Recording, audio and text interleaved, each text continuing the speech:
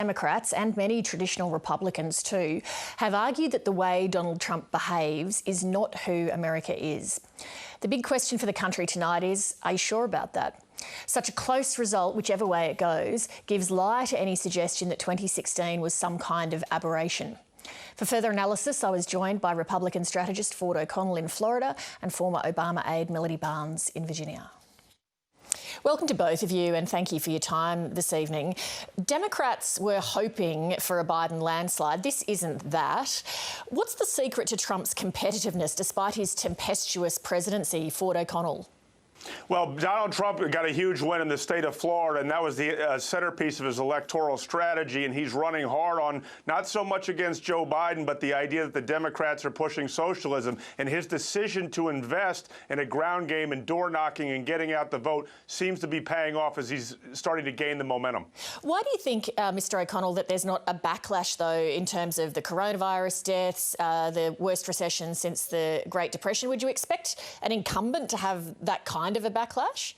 Well, let me put it to you this way. The states that he's won thus far, including my home state of Florida, are states that actually opened up and did not choose to shut down like New York or Pennsylvania. And what has happened is the voters in those states who have tasted freedom have decided that they don't want to go back. In a lot of ways, a lot of the decisions he makes, it gets criticized by the media. A lot of folks on Main Street and average working class folks actually agree with him. Melody Barnes, what do you think? Why do you think it's turned out to be a close election? Well, quite frankly, I'm not surprised that it's a close election.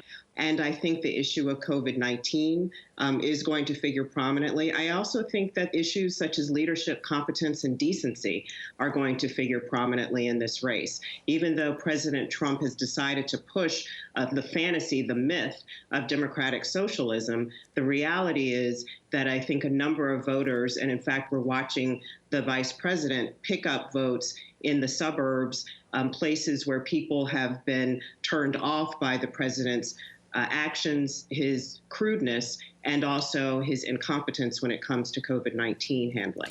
Mr. O'Connell, Florida, that you mentioned, is your home state, and Donald Trump there has done very well with Hispanic voters who Democrats would have hoped to pick up. What is his appeal to them?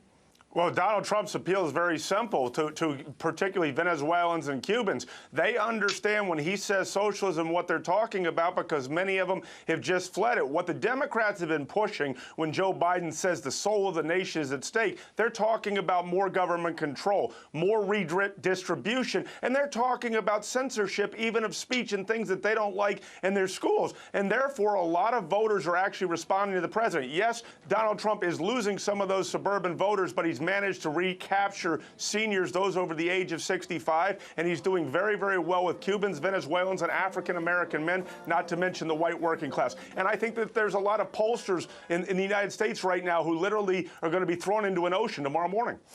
We know that there was a record early voter turnout in America this election. Are we seeing those votes tallied tonight, and how are they breaking, Melody Barnes?